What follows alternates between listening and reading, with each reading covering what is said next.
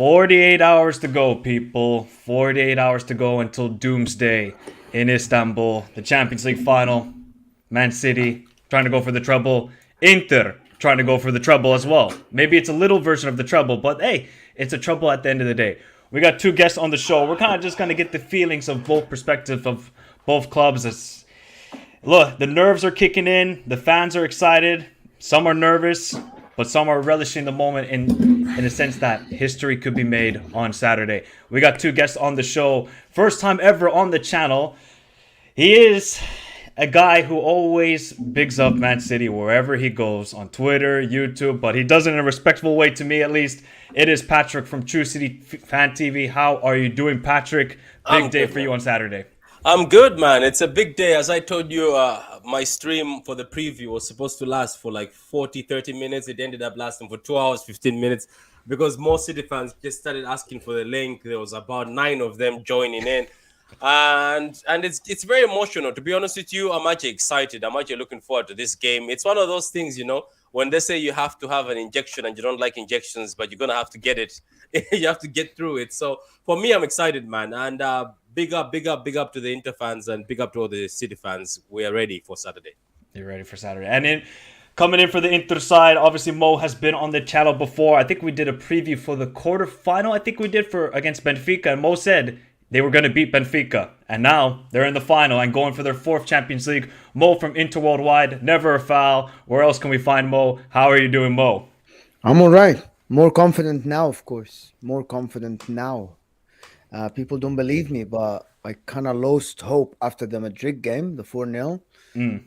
But then watching City now against Man United, I'm thinking, listen, we have better players than Man United. Probably have a better coach in cup competitions. We can do it. We can win against 6-1 odds, believe it or not. 6-1? 6-1 odds for Inter to win this game. I don't usually bet, but I might have to put some money on that. I don't bet. I don't usually bet. 6-1 for Inter to win the game. It's minus 250 for City to win the game. Minus 250. Jesus. Well, this is going to be very fascinating. Big up to everybody in the chat. Uncle Mike, Cameron, Blue, AD, Matt, CJ, Daisy. How are you all doing? All right, people, let's get it started. We're just going to have a conversation. Not really about tactics because you can go check that on other channels. It's just more of just the feeling heading into it. Patrick, man, obviously, this is your second final ever. Your second final in 3 years. Are you feeling a bit more confident this time around than against Chelsea? Because against the Chelsea, they beat you twice before that final, and you kind of maybe had a bit of what's going to happen here? Are we going to maybe do something? Then Pep overthought it and you unfortunately lost the final. Are you a bit more confident this time around? Or, Mo's coming with confidence, which I wasn't expecting. What's the overall? No, I don't blame him, man. Inter were not supposed to be here, according to people. I went to look at videos, and in videos, even in ESPN, all these pundits were saying, oh, Barcelona, Bayern will make it out of there. Inter will scrape it and go to Europa. So Inter were not given the chance from the beginning, but they have earned it. The way they beat AC Milan, I said it. Even Napoli on HH's channel, I said, don't hype this Napoli. Remember I was saying, and everybody was like, yeah, you're going to regret this. I was like, don't hype this Napoli side. I have seen Ajax, I have seen Lyon, I have seen Monaco being hyped as a team, and then the 4 when it counts. Look, man, when we had that Chelsea final, I think the club as a whole wasn't ready. Even myself, when we got there, I had this mentality. I was like, we're here, then what? Like, what's next? You know what I mean? Like, well, okay, what's next is to win. But we all had this feeling that, we're just here. Even the fans at the stadium, some of them, if you speak of the locals, they're like, even the feeling was not all that, we're here to win. There was never, we're actually here, we're going to win it. You saw the tunnel camera. That's one of the worst I've ever seen a team before going to a final. Somebody's leaning like this. Somebody's on the floor like this. I was like, what are you doing? I think you've seen the tunnel camera where people make fun of us saying, look at these City boys. They were already breaking it before playing Chelsea in the final. So if you rewind now, even Pep himself, the way he's been talking this season, it's different. He's been focusing more on the Champions League. And one time he'd said, I don't know if he was throwing, he said, I don't care about the Premier League, I don't care about the FA Cup, and I don't care about your Carabao Cup. That's what he said in the interview and walked away. And ever since then, his language is, I need to win this UCL because I think this is the last one we have left, and it's a difference also for players. Players used to be a bit of cowards when they're being interviewed. They'll be like, "Ah, we'll see what happens." I saw Bernardo say against Madrid, say we were gonna beat them on camera, and then Madrid fans were like, he's being cocky. But the way he said he wasn't cocky, he said we believe we're gonna beat them. Even the interviews recently with our players, they're being very humble, respectful to Inter, but they're saying we have matured as a group, and as a group, we're much better than the last final. We let ourselves down, and right now we know what to do. We learned our lesson. And as always, people used to say when you go to your first final in the Champions League, not majority win it. I just feel like even as a fan base, I said it this season. I said we're gonna sweep all three, and somebody laughed at me and said, "No, you're gonna bottle it against Madrid. No, you're gonna bottle it against Dortmund." Somebody said Leipzig is gonna be our banana skin. We'll be out. So both Inter and City have been told you're gonna bottle it here, you're gonna do it here. But here we're at the final. I feel confident, man, because regardless Brentford, regardless Brighton, regardless Man United, I feel when it comes to this match, especially when it matters, I know it mattered in the United game. That's when obviously we showed up in a few minutes. But I think when it matters, they're going to do the business. So if we play at our best, I see a very good win for Man City in this. So I'm also confident as Mo is.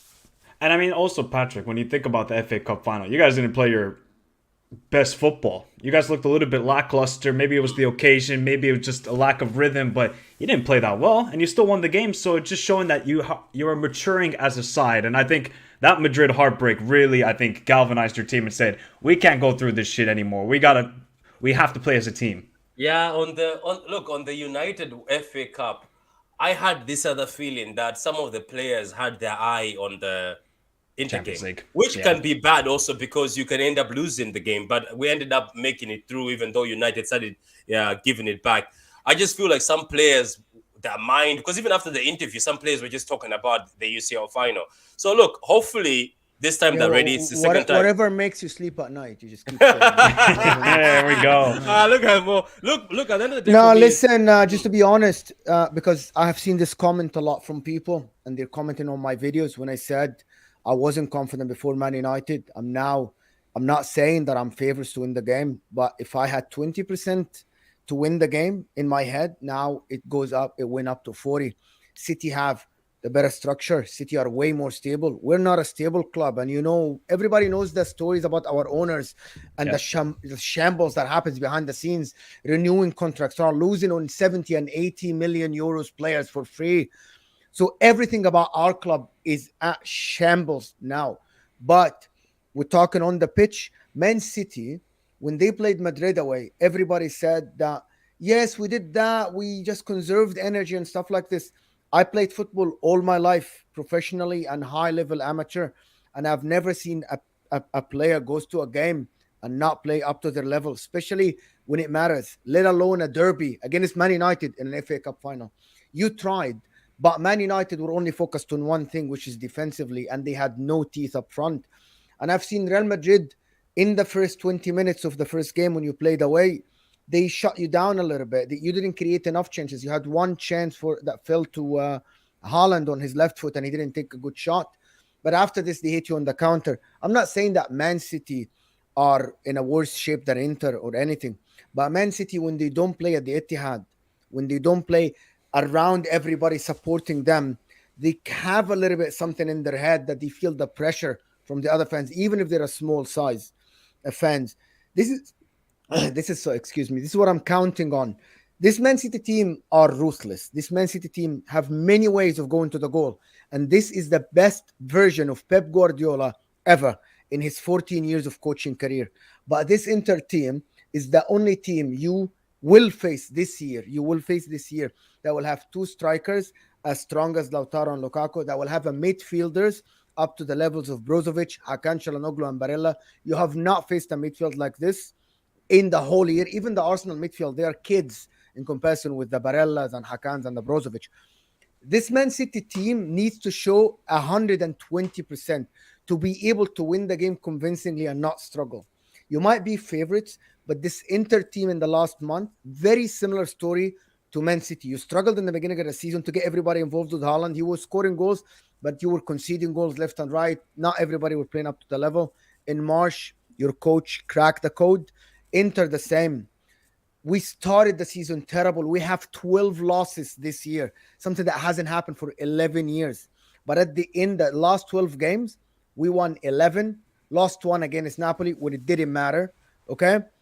And we had 7 clean sheets. So it's a completely different animal than what anybody has faced in the Premier League. Even Arsenal can't match this Inter team at the moment because Arsenal have only 11 players. Look, I was going to ask Mo his feelings heading into the game, and he's actually very confident. And that's the thing, with this Inter side.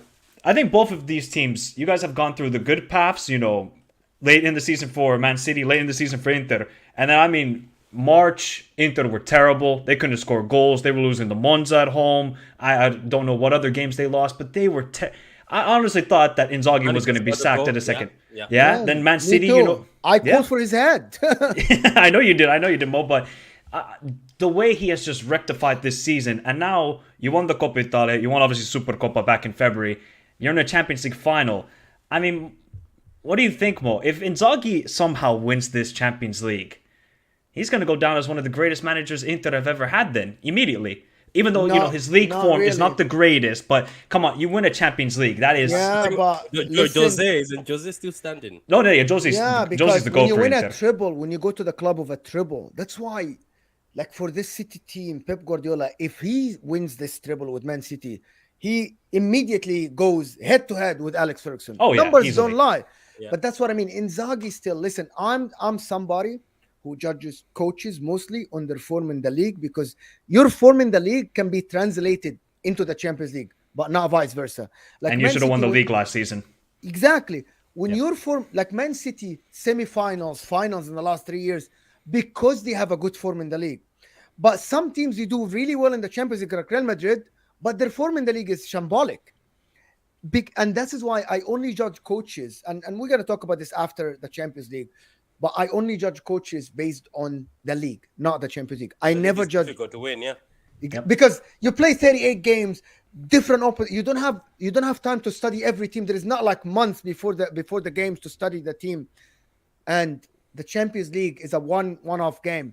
The league, you'll have to create a system that works against 18 out of the 19 teams you play.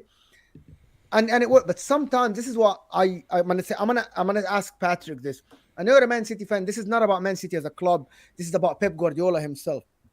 Pep Guardiola has always been the greatest in creating systems ever. And I think in the history of football, one system that works against 95% of the teams in the world. But do you think that sometimes when things don't go his way, he panics? It showed with Barcelona time. It showed with Bayern Munich when he lost, Michael, you remember 4-0 against Real Madrid? It was, things didn't go his way and he panicked. He made strange subs. If Pep Guardiola, if his system doesn't work, what do you think is going to happen to the City players? This game is, you have way more pressure than us. We are happy to be there. You know what I mean? As I say, we went to bed, we woke up, oh, it's an easy route. We went to bed, we woke up, we beat Benfica, Porto, Milan. And here we are.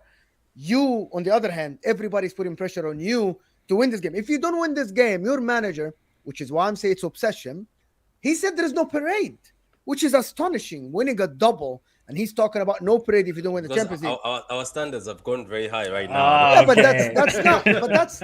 I think that's. You don't think that's idiotic? No, because he puts even more pressure. Some of the I don't particularly think it's him. I think it's just being discussed. But some of the big guys who are like fans from the leader groups, I think they're going against that, are saying he shouldn't. But look, for me, I can say one thing. I'm gonna start with you saying we haven't played a team like Inter, and I think Inter also haven't played a team like City. I have been watching your games with my friend. I think where we've reached two systems that, yes, they might be familiar. We have seen Brentford do it with Tony and what's the other guy? And Mbeumo. Which they cause trouble to City a lot. Yes. Because Mbeumo and Tony are difficult. But the thing is, I have seen that Brentford do it, but like the way they play is not like you guys. You guys seem to be, as soon as you get it, we are straight 3-5-2. We are straight 3-5-2. I know. Yours is fast attack, and the thing is that you have Onana. They don't have a keeper like Onana, because Onana, right? You can press him, then he'll dink it over you. Yep. Something that Madrid couldn't do. You Yes. think it over to Zeko. Zeko knock it down. Martinez will obviously bring Pereira and other guys into play. Dumfries looks like he wants to be a striker. I don't know. Yeah, I watched some of No, the games no, I'm no. watching. Dumfries, the side of Dumfries has Jack Grealish, which is, I think, they match perfectly. Yeah. Yeah. But I mean, like Dumfries, he's No, the way but he we're not attacks going to him. go from the wing backs. We're not. Yeah. gonna But I'm do just saying that your Yeah. team is way different than Brentford because Yes. you guys, when you are going full on attack with your counter, it's very fast. Now, I think Pep Guardiola has evolved. I thought he was a stubborn man. Look, for you to be a winner, you have to be stubborn. Let's be honest. All the successful people, there's stubbornness inside them. Mourinho, you have to be stubborn with the system. Recently, I noticed after that Madrid defeat, and after all the defeats, he decided to tweak his system and change a few things. And he was stubborn with that system because he was like, this system is how I'm going to change things. But what I've noticed is when that thing where John Stones is going into midfield mode is not working, which obviously is the system he wants to play with the box in the middle, I have noticed that he forgets that system, brings back the back four, changes it. Sometimes I've also seen a 4-4-2 with De Bruyne and Haaland being like the two in the front. So recently, he's become a manager who's changing the system, and he's changing it very fast. If he wants to bring Rico Lewis as a fullback and switch it over that they can attack, he's doing it. But at the beginning, you're right, he was very stubborn. And as soon as his system doesn't work, he used to stand there and just sit there. And I've seen him sit there, not bench anything or change the system and just drink water. You know yourself, when he starts drinking bottles of water, it's over. You know, he's like, what is happening? Yeah. In the UCL, when Pep starts drinking bottles of water, just know there's not going to be subs. The system has failed, and now he has nothing. He's just amazed by. Now he starts watching the other team beat his team. But recently, I don't know if you guys can admit, it seems like he's willing to switch from three at the back. He will remove Johnson's Akanji always. He'll bring another four back. It will be bombing in front. If he sees that Bernardo Silva is not working as a winger, he drops him, he brings Foden, De Bruyne or Gundogan is removed. So he seems like he's tweaking the system to how he plays. And the thing is, I just want to say this. Your team, right? What I've seen is I didn't put much attention to them until recently, obviously, when we say we're going to the finals. As I said, me and my co-hosts, we've been impressed by one thing. We didn't know that you guys building from the back, you're also very good. Yes. Because People of think we're Onana. only counter attack. Yeah. We have an extra player exactly like Edison. I know. I thought he just dinks it. And because that was what people were saying, it's route one football. No. I have noticed that you guys also do where the midfielder drops back, carries the ball. You carry the ball, and you look like you like building from one side. Is it the right hand side? But left side. Yeah, I've noticed one thing though. It looks like Onana is very right-footed, and when he's pressed the other side, he seems he struggles. Am I right? Kinda, yeah, similar. Yeah. I think Alisson also struggles. I think when also Edison. He pings it with his left foot. I think on the foot he's very similar to Edison. Very strong right foot. Edison very strong left foot, and the other foot is not there, but it's not as accurate as the other one. Yeah. And teams are noticing this. This is why even Edison now is being pressed to his right foot most of the time. But yeah, I see your point. Because I saw the Bayern game, they were pressing him basically to pass this. That Bayern game, people watch that Bayern game. We are completely different Inter now. Like Man City, like Man City are a very different team than the one that lost 1-0 to Liverpool. Or lost 2-1 to Brentford. Exactly. Like the Brentford one was painful. Now, that was the last game before the World Cup, right? Let me add, it's absolutely what you said is absolutely fantastic. Let me add something to it. I've watched football for years and years and years. I'm old enough. And I've watched Pep Guardiola change the way people play football. But I have never seen Pep Guardiola go for a long ball, assuming that his striker will bring it down. Yep. That was never something he did before. He always stick to what he knows. But against Arsenal, because he knew Arsenal were trying to press him, he went for a long ball for like 30 minutes. And it worked because he coached Haaland to bring it down.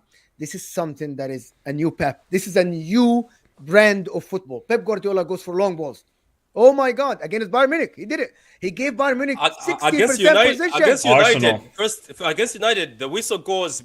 Keeper Haaland header down. Yeah, but what I'm saying is that it was consistent against Bayern. It was consistent. Like he kept doing it for the whole game. Told Bayern, have more position, run around me. I'm okay with it. Against Real Madrid, when he went 1-0 down, he didn't want to concede the second goal. He said, put everybody behind the ball. He put everybody behind the ball, even Haaland, and said, Madrid, come try to attack us. And that's something that Guardiola never did in his life. Never. He always had 5 players trying to press. Against Real Madrid, after you conceded, which is astonishing, he said, no, we're dropping deep. Come try to, and Madrid didn't hit a shot on target for 35 minutes until you scored. It's the pain, Mo. It's the pain. The pain we've seen in the UCL. Yeah, Mo, this is the thing. This is what Pep was doing, right? We are beating Monaco 2-1, right? 2-1. A very sane man says we are 2-1 here. Let's leave it. Do you know what he used to do? He used to bring more attackers to kill the game. That was his system. I bring more attackers to kill the game. Now I've noticed it's no longer bring more attackers. He brings more players that can hold on to the ball or defensive players and try to defend. And you're right, there's hoofball at Man City, and it shocks Arteta. Arteta was shocked. I remember even Arsenal didn't know what was happening because nobody expects City to do that. But what I've noticed is that cannot particularly work with you guys. You've got very tall guys at the back there. Serbi, Bastoni, they're very tall. Is Skriniar going to play? I think he's faking an injury, in my opinion. The guy's just waiting for the summer to leave. Back surgery. Don't do that. Come on, Mo. As soon as that winter bills are right there. The hospital bills are right there. But as soon as he didn't get that transfer in the winter to go to PSG, he said, "I'm out. I'm checked out of PSG."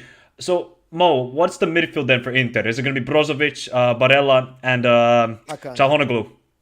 Yes, exactly. Yep. And that midfield, again, Brozovic for me is one of the best registas in the world at the moment. Mo, let me say one thing. You know what I like about the midfield? It allows then Çalhanoğlu to play CDM. Brozovic can go forward. Çalhanoğlu can go forward. Brozovic plays, and Barella just keeps that right side. I think that midfield really works. With Mkhitaryan, he does well, but I don't think he has to. Isn't he injured, Mkhitaryan? He was. Yeah, I should be back, but he'll probably be on the bench, most likely. I don't think he's going to play. No. I don't think he's going to play. Unless it goes to 120 minutes. I think our midfielders are well rested. I think our midfielders, they normally play 90 minutes. Like Brozovic runs the most in all Europe. But the guy smokes a pack of cigarettes and then can go run for 90 minutes. I don't get it. He has in the Champions League and in the World Cup, he has the record for the most kilometers run. Hakan Çalhanoğlu can play for 90 minutes, of course. The only one that cannot play for 90 minutes for us is DiMarco on the left. It's the only guy, to be honest. But that's, again, this midfield thing. Pep Guardiola has to think about it and Inzaghi, because Inter with 3 midfielders is facing 4 midfielders. Exactly. But also, Pep Guardiola has not faced 3 midfielders that are all good on the ball. Like, each one of them can pass the ball. Yep. It's an astonishing game to me. I'm nervous, but I'm also intrigued to see what's going to happen. Very good tactical battle. Tactical battle is going to be very good. And Patrick, what about for you then? Akanji or Ake?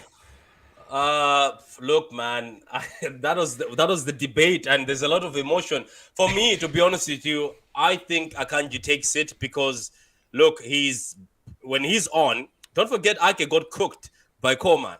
He got cooked by Coleman. Like, I mean, that's how he got that away game. He got cooked. Yeah, he got cooked. But look, Akanji has been disciplined. I'm impressed because Dortmund fans were telling us thank you. Patrick, let me tell you, Akanji at Dortmund was a calamity waiting. Every game he made a mistake. This just shows you when you have one of the best coaches ever, it can make a difference to a player. But there's also a difference though, because he was also having the Bozogin when he was playing as a CB. But it seems like when he's right back and left back, he's more disciplined. It looks like he's much better 1v1. Honestly, I did not think I would see this from Dortmund. Honestly, the guy, he might be one of the best, transfers last summer. Yeah. And that's the funny thing is, it's when he's out of that centre back position, he seems more stable and more better 1v1. Because Pep said, I am going for 1v1 players. He said last time we had Cancelo, Zinchenko, they were not good 1v1, but they were good on the ball. So we've learned a lesson now. I'm going for more 1v1. Look, for me, I'm going with Akanji. I'm going with the same backline. I don't think changing a winning formula is necessary, even though when we were doing a preview, I don't know how Mo feels of this. Some of the guys say they've watched Inter a lot. Majority of the City fans on my panel were saying they want Foden as a right winger instead of Bernardo? I don't know. Against Bastoni, I think, you're going to see on Saturday. Bastoni, I don't think he gets a lot of praise for how good of a center back he is. Because obviously, thank God he did not go to Tottenham. If he went to Tottenham last summer, that would have been a disaster of a transfer. But His career could have been who, over. who would you rather face, Actually, Mo? Would you. you are not. I think we are actually misinterpreting what is going to happen. It's going to be Dumfries against Jack Grealish and Yeah. DeMarco against Bernardo, Yeah. because we're matching the three that they play five up top. We play five in the back. I think for Man City, I'm gonna take my Inter hat and talk about Man City. They have to play a Kanji because Lukaku now is coming to the form that he was under Antonio Conte, turning defenders, bullying people. And if you play Nathan Ake, he might get eaten alive. Megan Tax. Megan Tax. Yeah, Exactly. the So stallion for is me, loose. Akanji is a monster in these one-on-one battles, like standing big, holding a forward. And if you want to have somebody on Lukaku, you want to have the bigger guy, which is Akanji. Nathan Ake, as good as he is in reading the game, Nathan Ake's best attribute is reading the game and being in the right place at the right time. That's not what's going to happen. It's going to be one-on-one battle. It's going to be, can you win your tackle against Lukaku? Can you put Lautaro under pressure? It's not going to be, I'm reading the pass. It's not going to be that. It's going to be ping to Lukaku, hold it down, trying to bring everybody in. I don't think Nathan Ake is the best. As you said, one-on-one Nathan Ake, if you face Nathan Ake, you can dribble him. But I think Akanji is the very better stable. option. Yeah, very stable, yeah. I agree. Now, a little bit of a different sort of question. Patrick, who's been your most underrated player this season? Has it been Akanji or somebody else?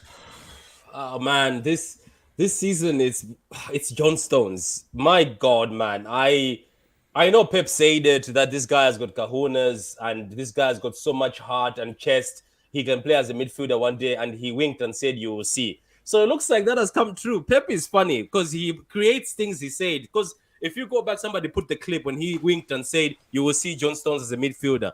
I was watching Mo and Michael this John Stones clip, especially in all the games he's played. The thing is, he's not only playing against midfielders who are great, he's actually making Rodri sometimes look like, oh, Rodri is the supporting cast, John Stones is the CDM. Because the amount of times even Rodri sometimes, I don't know, he looked tired in the United game, and John Stones had to run and bail him out a few times. It's just the way he's on the ball. There was a clip, I don't know if you guys have seen, where Ederson was stuck with the press. John Stones went between three United players, got the ball, turned them all, and took the ball out and still made a comfortable pass. While other people would hoof it or make a wrong pass, the way he's carrying the ball, the way he's finding himself in certain areas. So it's John Stones. I want to ask more. Looking at the game, let's go a bit tactical. I know Michael did not want to go tactical. Yeah, it's okay. Go ahead, guys. This is good conversation. Looking at it at the point where that box that Man City keep forming of John Stones, De Bruyne, Gundogan, and Gundogan. Okay, John Stones, De Bruyne, Gundogan, and Rodri. John Stones being in midfield causing a lot of issues because he clouds the midfield. How would you think Inter are going to fight against that? We're gonna do the same. We're gonna play 5-3-1-1. One of the two forwards is gonna drop on Rodri a little bit and prevent him from going forward, and the three will be one-on-one against your Kevin De Bruyne. Is that Ratelo Martinez? Is that Martinez? Most likely. Martinez is most likely, but they alternate, so they switch, so they won't get tired. Even Dzeko does this with Lautaro, so it's gonna be one of them dropping on Rodri. The other ones are gonna mark John Stones. But again, John Stones is not dangerous going forward. John Stones' best ability is to help Man City get the ball, I think, from the midfield to the wingers. He is, because he's the supporting cast for the four in front of him, Jack Grealish and Gundogan, De Bruyne, and Bernardo on the right, or Mahrez, or whoever is going to play on the right side. So I think John Stones, I'm not worried about him in terms of like breaking into the 18 and scoring, because he doesn't have the striking ability. So who are you worried about? Kevin, I'm really worried about Kevin De Bruyne and Gundogan. The reason why, we are a very good team in terms of like stopping teams from attacking us. However, we have a space empty always between the defense and the midfielders. Our midfielders are mostly, I saw that on a picture. They are a ball-playing midfielders. They are aggressive, but they are not as aggressive as Rodri or Stones. Rodri and John Stones are more defensive people. But because they play in a Pep Guardiola system, they look like they can pass the ball. Brozovic is mostly a ball-playing player. He's not a defensive player. Hakan Çalhanoğlu started as number 10 in his life as a false nine back in the days. He played behind the striker. Wow. So for me, Gundogan and De Bruyne might get a lot of space in front of our defense, a lot of space. And if we don't collapse and make that space small, Gundogan might have a chance to shoot, and Kevin De Bruyne might have a chance to whip in crosses around the 18 from that side. I'm hoping that Inzaghi knows this. We have been hit many times this year in that area because our defenders go deep and our midfielders are not tracking them back. So there is a space about 15 to 20 yards between them. There we go. Yeah. Mo, who's been your most underrated player this season? For me, it's Hakan Çalhanoğlu. Still, people talk about Barella, Brozovic, Lukaku, Lautaro, but the one that has been putting the work, the one that stepped up and played in Brozovic's place when he was injured after the World Cup was Hakan Çalhanoğlu, and he did it perfect. He was great. Even though, to make Inter now think about selling Brozovic and putting Hakan as the regista and getting Milinkovic sub. But Mo, remember when you guys signed him? He was supposed to be a number 10, a creative guy, long shots and everything. Now he's a number 6 and going to be a CDM. It's ridiculous for Çalhanoğlu, but I think he's really been underrated. What about Darmian as well? Don't talk about him. So Darmian is that fighter. Darmian is not. He's one of my favorite players in terms of fight. Yeah. But I know that if I had, I'm gonna put it this way: if I had Skriniar this game, my confidence will go up 10%. It would be for me. Skriniar is underrated. He's very underrated. He's very good. Man. Like Skriniar is one of the best defenders in the world, especially in the back three. He is astonishing, to be honest. But he got injured and all this PSG talk and all what happened. So for me, Darmian is underrated. But again, still, Darmian is Darmian. He is our warrior, fighter, and everything. But would I trust Darmian to do one-on-one against Haaland? No.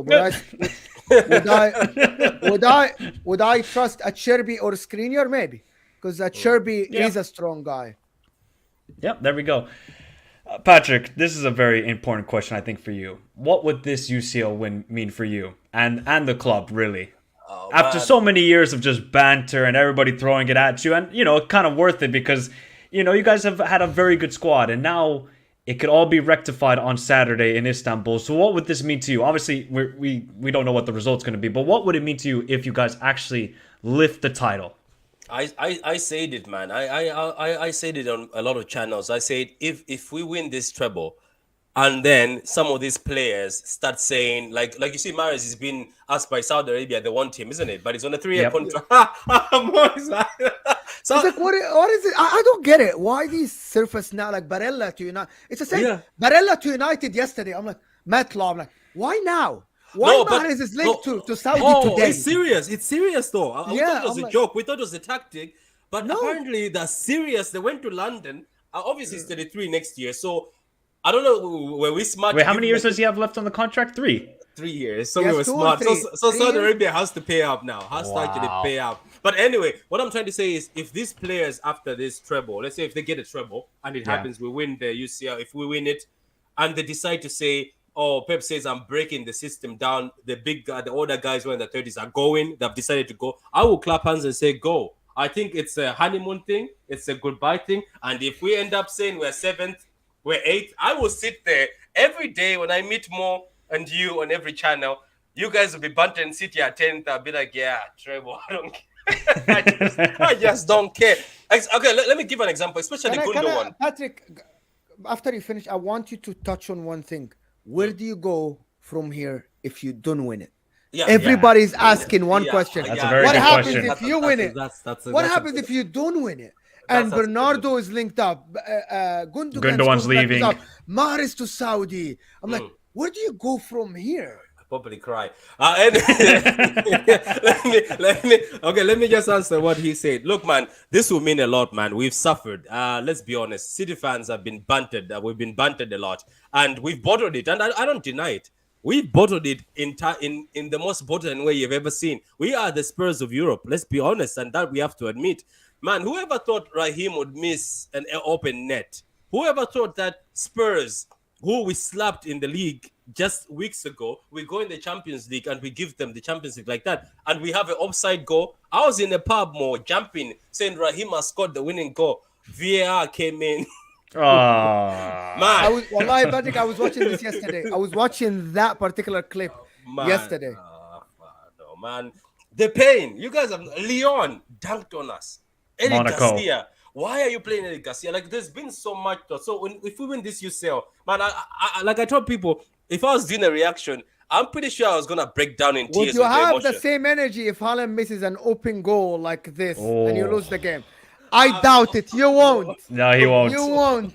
He won't. You won't say the same thing. More, you're asking questions that will get the City fans to hang me. Man, Haaland misses an open goal. Do people forgive him? Oh my God, this is a big chance. Okay, let me just say, this will be very emotional. I think just even that one UCL, I don't know if we will get greedy, because I can say it in front of you and more and say, one UCL, I'll be satisfied. But greed comes in. I'm pretty sure greed is going to come in. City Yep. fans will start saying the Premier League doesn't matter. We want that UCL. I don't know, man. My emotions will be everywhere. I think it'll be crazy. The way everybody's feeling, even the fact that sometimes I'm going to bed when sleeping, still thinking that Saturday, 8 p.m., what am I going to be doing? It'll be great. But now let me go with this question from Mo. I don't know, Mo. I think I think there's going to, I think more in the past we've said what's going to happen to Pep, what's going to happen to the fans. I think people will break more. There will be a breakdown, a I think big the whole major club. breakdown. I think the whole club might break. Yeah, because think about it. They have been sniffing it. They sniffed it against Chelsea. We failed it. We failed in the semi-finals where we've actually had better teams. To be honest, there's been better teams at City. Teams that used to play pretty football. Now we come this year where we have a formula that seems to be stable. And we've not only beaten United in the FA Cup, which is different. We've beaten United. We had to crawl our way back against Arsenal. Then we go in the final. We go there and people say you're favorites, but you say your system is better, you're stable, you have that belief. It gets broken. I think everyone will be broken. I don't think you see my channel on or any Can City you channel. put Can you put the comment up from Blue who's saying Bernardo's last game? So these are the comments that I'm talking about. You know these stories. Gundogan, the last gift. Okay, everybody's talking about the last game, the last gift. Oh my God, this is Pep's pinnacle. This is Man City's actually. People are not thinking straight. I think when I said before that this Man City team put themselves under pressure, it's this news. The players talking about the gifts, the player talking about, yeah, we're reaching here, we deserve it. You don't deserve it until you win it. You don't deserve it until you win it. Nobody deserves. The world owes you nothing until you do the job. But you're putting. I think there is a wrong approach, and if it was my club, I would absolutely go mental. If my coach is saying I'm a failure if I don't win it, what are your players gonna think if you said that in the media? Adds They'll more hear pressure. you. No, Yeah, I hear get you. I get that, but I think the pressure got to them, Patrick. I know. think the media got to them. Yeah. Because look at Gundogan is saying it's the gift for the man. Gift what? You haven't won it yet. they did say that against the FA Cup too, and they won it.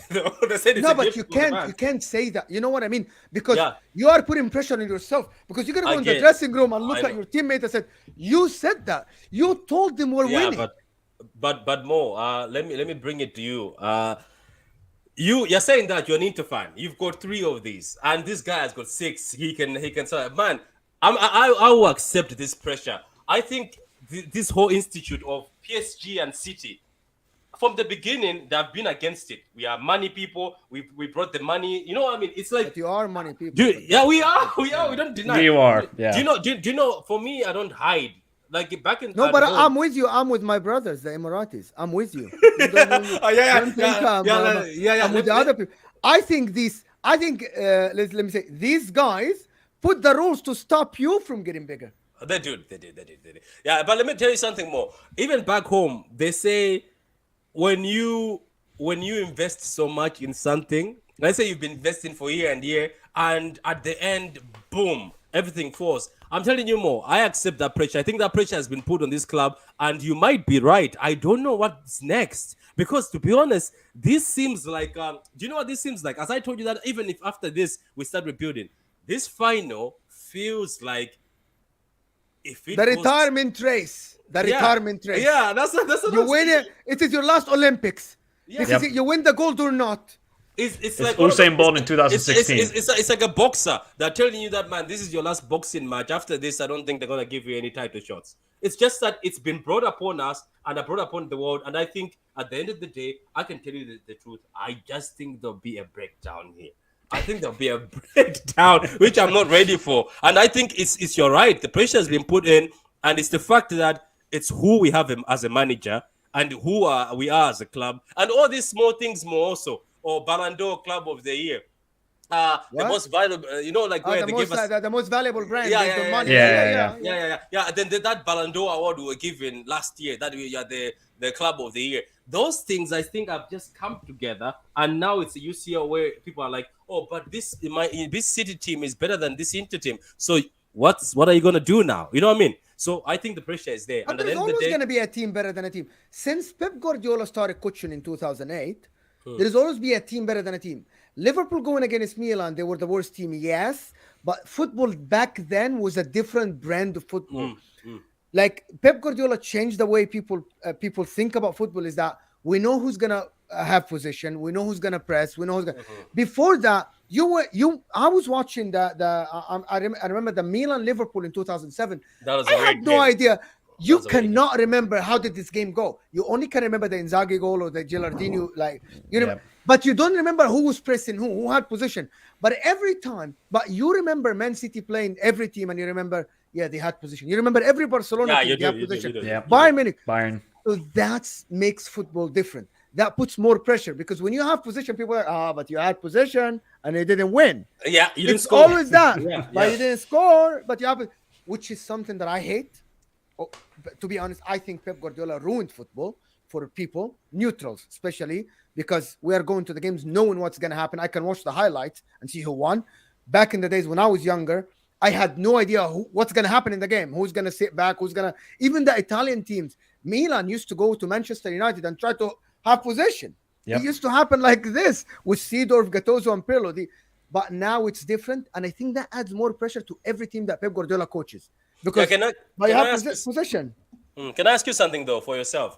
For the fact that look, sometimes there's always a Disney story and there's always a fairy tale. You guys, you've said yourself that Well, you you're were not a struggling. Disney merchant, Patrick. Come on, you got to subscribe to it. Come on. I'm just saying. Look, you told everybody has been saying Milan had to sell players. I think there was a point where it's saying, "Oh, sell players." Martinez, people were like, "We're gonna buy him. They're gonna Us? sell Inter? Skriniar." Yeah, Yeah. I'm saying those a lot. Yeah, those a lot say the Inter. Yeah. So look, you guys have been through all this. You've been through a shitty half of the season. You've done well. Right now, don't you think what's next for you? Let's ask you now, because it's on a city. Yeah. It's on a city Yeah. that gets asked. What's next after you win this? Or if Inter you win people this? don't want to hear this. Inter people, and I said it, and people got mad at me. If we win the Champions League, I'll be happy. I'll be over the moon. We're gonna separate from Man United. We're gonna be in a different category, but Oh, yeah. it will paper over the cracks. Exactly what happened to Chelsea in 2021, when after they won the Champions League, they said, "Oh, we're missing one player to win the league," and look where the club is now. Even by the way, before Ibrahimovic, they spent 105 million on Lukaku, and they didn't win a thing last year. They lost the cup finals, and they came third in the league. I think if we win it, it will paper over the cracks. If we don't win it, they will know at least that we need to invest. Even though they don't have the money, we need to invest to get players. For us, both scenarios, if you believe it or not, are very opposite to what they should be. Winning the Champions League is our worst scenario. Losing the Champions League will force people to actually invest in the club. And as I said, Yeah, because but they're gonna, Mo, if, do let you me think explain why. Let me Okay, go explain ahead. why then, for one thing. If you win the Champions League, they're gonna renew Mkhitaryan and Edin Dzeko. Yep, they're just gonna do free transfers. Yeah. They're gonna renew at Sherby. They're not Yep. gonna look for an alternative. But you can imagine that these guys are 1 year older, and we have lost 12 games in the league. What are the chances of us winning the Champions League next year? 0, probably. But- 1%. Exactly. That's a very See, small it's percent for a very- team that has made it through, like you said. Yeah, but so that's what I'm saying. People don't like to hear it. Our ownership are incompetent. If we win it, they're gonna renew everybody in the club, and they might even sell Onana and get another goalkeeper. If we lose, they might say, "No, we cannot renew Dzeko. We need to look for an alternative." It's hard to say, but it's the reality that people don't want to hear. The reality that people don't. We're already talking about Dzeko being a hero and renewing his contract for a year or two. Yeah, 37 years old. Yeah, people are like, "Oh, this." Somebody was. I remember I was on a stream and somebody was like, "This Jericho man, he still has the speed." I was like, "Calm down." Speed. There's a difference Huh? between. Now listen, that- I was like, there's a yes, difference between somebody Patrick is right. somebody working hard for a game and putting that desire and heart and going a whole season. Because the whole season you'd be like, oh, this guy is dusted. But I know that's the answer that you weren't expecting, Mike, but it's the reality. I'm gonna be honest, Mo. Somehow you guys have made this final, and your sponsor went away because they couldn't pay the payments. Do you know about this, Patrick? Because you know they didn't have a sponsor on their jersey for the last 3 months. It's because they had a crypto company, and the crypto company didn't send the payments to Inter, and they didn't receive any payments. you see, that's what 22 I'm saying. million. 22 million. Yep. 22 this is- million. Man, Do you this see is what a- we're going up? We're going up against a team that are structured so well in Man City. Probably the best run club in the world. Everywhere, from top to bottom. The kitchen, the everything. Then you got Inter. The San Siro is dwindling. It's You know it's we owe breaking money down. to Manchester United for the Lukaku money. No, Oh, bloody how much way. do you own? I think we owe about like 30 million still. Well, Man, what's I think going on?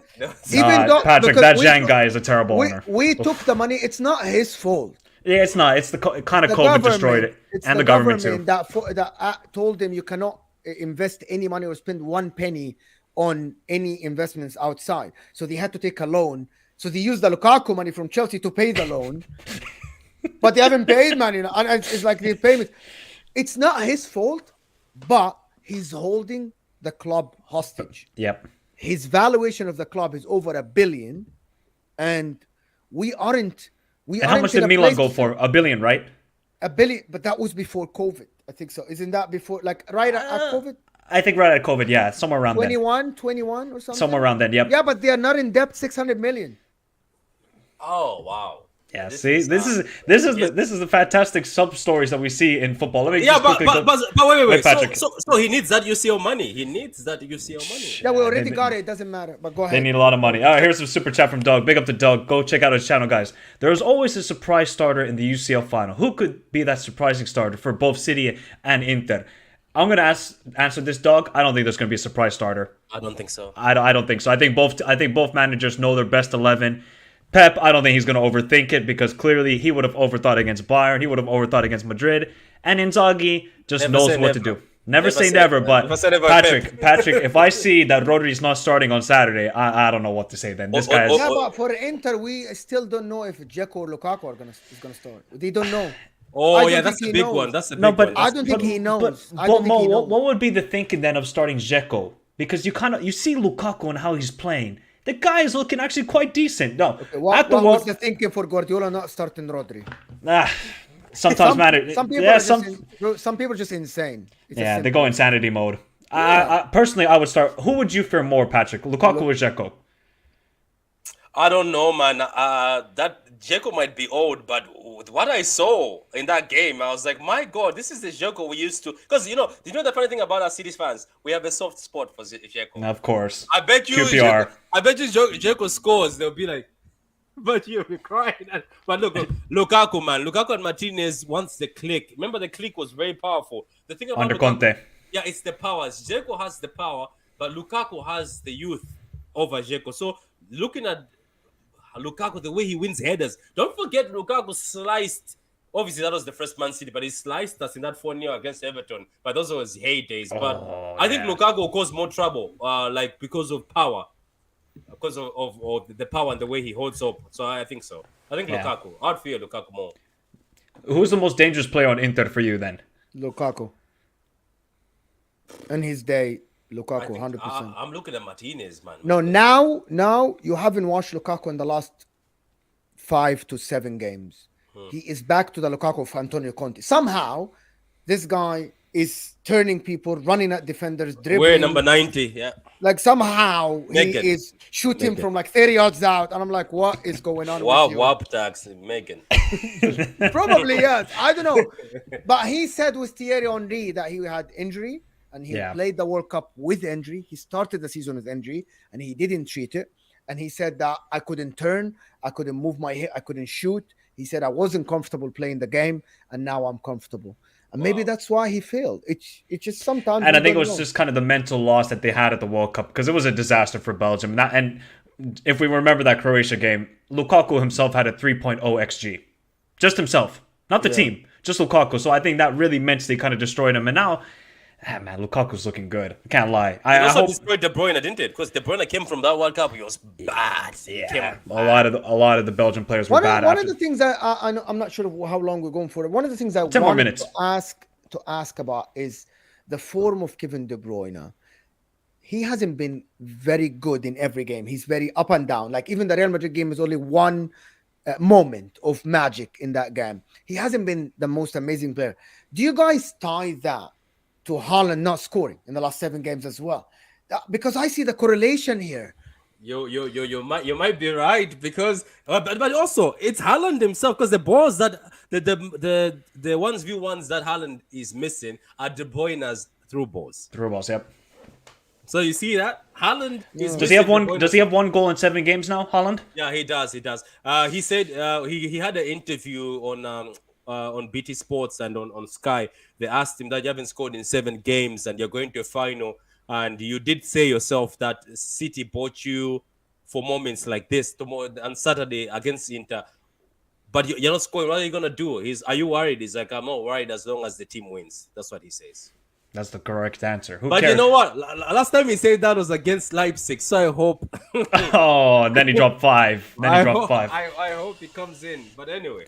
I mean, Just a fun fact out there: West Ham last time they won a trophy in Europe was Inter won the 65. UCL. Inter won the UCL. Just fun fact. I'm putting this out there. I'm just saying. I'm just saying. And Mo, that was a back-to-back, right? For Inter in the Champions League. Yeah, that was the back-to-back one. Back-to-back, yep. And then they had to wait till 2010, and Diego Molito became Mr. Clutch in the Champions League, the Serie A, and the Coppa Italia. That was one of the best seasons I've ever seen Toro from a striker. Martinez might be the same. Maybe Lautaro could be winning a World Cup and the Champions League in the same year. And Julian Alvarez actually has the opportunity as well. Overall, look, this Saturday, I'm kind of leaning towards City. I'm not even going to ask for your predictions because I know what it's going to be. You're going to go for your teams as you should, and you should support your teams. But if I was just looking at this game, I just look at Man City. They're in good form. Inter, they're going to cause trouble, and they're in great form. Like Mo talked about, they lost to Napoli, and that game is just solely on Gagliardini because he is one of the most horrible players on this earth immediately. He probably wouldn't even start a game in the Indonesian league. I'm certain of that. That's how bad of a footballer he is. And Inter, otherwise, they keep on winning. They got confidence, and I don't think they fear any pressure heading into this final. And hey, the last time there was a final in Istanbul, we know what happened. We know what happened. Oh, the English team came back, but I think now it's time to revert it. The Italian team reverse to come it. back. Bro, if Inter somehow come back in this game and win it, ooh. Inter has to win it for the Italian teams. Isn't it 2-0 now for the Italian teams? Yeah, it is. It ain't looking good for the Italian teams. It's not looking good. And especially now West Ham beat the Italian team Fiorentina, so Inter's got to get revenge. But guys, it's been a great stream. I've just been listening to you both, and it's just amazing to hear how both fans are feeling, because I sense a little nerves, but I feel more confidence actually with both of you, which is strange, but that's also a good thing. But Patrick, where can the people find you if you're going to be doing a live match reaction on Saturday, or are you going to delay it a couple of days if you lose? There's none. Look, if we lose Sunday, it doesn't matter, win or lose. On Sunday, I'm still doing it. As I said, it might be a breakdown, because it might be one of those streams where you start the camera and you're like, what are you going to say? And then people in the chat will write, speak. Speak, yeah, exactly. Man, they can find me on the True City Fan channel, man. It's on YouTube. Very complicated channel, on and off, but I still manage to get out content out there. We'll do the reaction on Sunday. Saturday, I wouldn't promise a reaction.